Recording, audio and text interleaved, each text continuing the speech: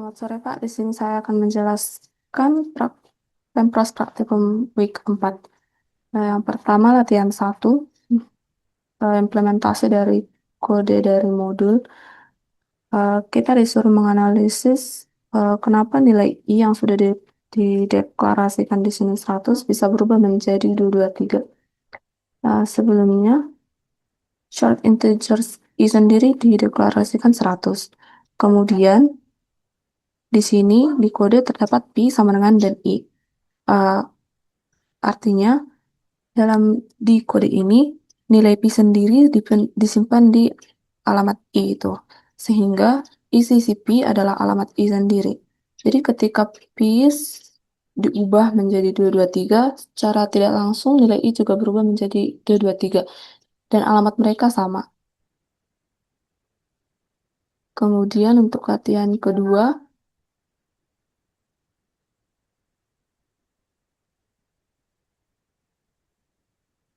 kita disuruh untuk menghitung total memori menggunakan size of. Arraynya sendiri ada 4 dan di sini sudah dikatakan bahwa short integer itu biasanya 2 byte atau 16 bit. Jadi di sini size of short integernya hanya tinggal menambahkan atau dikalikan dengan 4. Ada 4 array di sini kan. Sedangkan semua array ini bersifat short integer dan short integer itu berupa 2 byte. Jadi kalau ada 4 array, masing-masing berupa 2 byte, maka size of short integernya sendiri berupa 8 byte. Kemudian untuk latihan ketiga,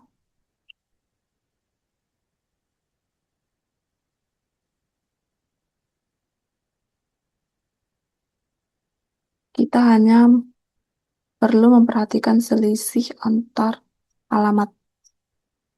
Sama seperti latihan yang kedua ini, selisihnya hanya 2 karena short integernya juga berupa 2 byte. Dan arraynya sendiri ada 4 yang bernilai 10, 20, 30, 40.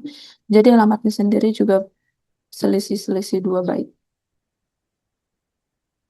Untuk latihan yang keempat, kita hanya mengimplementasikan code dari modul dan mengisi yang berisi matriks array 2 dimensi. Yang 00011011 ini adalah berupa baris dan kolom. Baris 0 di kolom 0 ada 9. Di baris 0 kolom 1 ada 8 di sebelah kanan atas. Baris 1 kolom 0 di sebelah kiri bawah ada 7. Baris 1 kolom 1 ada 6 belah kanan bawah. Hanya mengimplementasikan array 2 dimensi saja.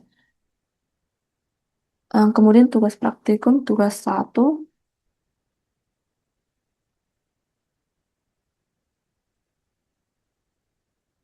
kami disuruh membuat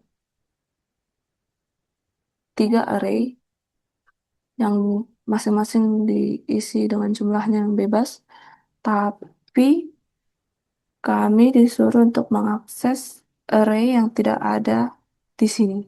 Mengakses di luar batas array yang sudah tercantum di kode. Ketika kita mencoba mengakses array yang tidak ada di code, maka angka yang akan terjadi adalah angka acak atau angka aneh, karena yang diambil adalah garbage value atau nilai sampah atau nilai-nilai yang tidak ada di memori tersebut, di memori lain atau data-data lain. Kodenya tidak akan error karena bahasa C sendiri tidak membatasi elemen array-nya. Jadi walaupun elemen array-nya tidak ada di sini, tidak akan error karena hanya dibaca saja array-nya. Tetapi itu tetap berbahaya karena bisa mengubah atau mengacak data-data lain. Kemudian tugas yang kedua, kami disuruh untuk menginput 5 angka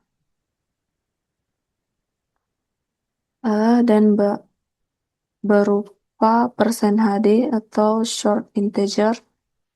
Jadi di sini 5 angkanya berupa dari indeks 0 sampai 4, 10, 50, 20, 90, 30.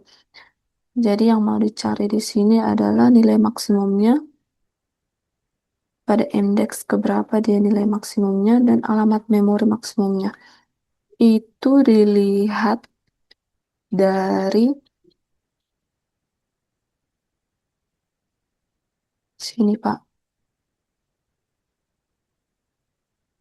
Nilai maksimumnya persen D berupa integer 90 ditemukan pada indeks keberapa berupa integer juga ketiga, dan alamat memorinya persen P itu untuk pointernya, dan N array itu max index untuk menyimpan alamat memori nilai maksimumnya.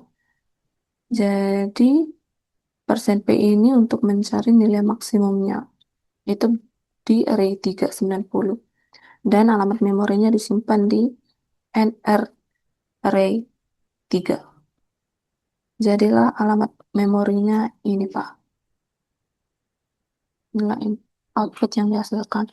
Kemudian tugas yang ketiga, kami disuruh untuk membuat matriks 2 dimensi seperti latihan 4 ini dengan menjumlahkan kedua matriks A dan B.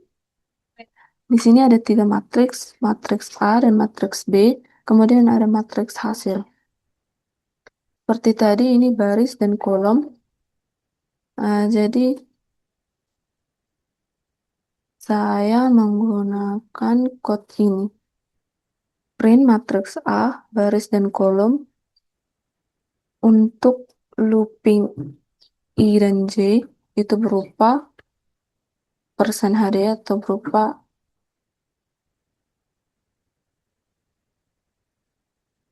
short integer untuk I dan J looping. Kemudian kita hanya tinggal menambahkannya, hasil penjumlahannya 1 ditambah 5 sama dengan 6, 2 ditambah 6 sama dengan 8, 3 ditambah 7 sama dengan 10, 4 ditambah 8 sama dengan 12. Inilah bentuk hasilnya.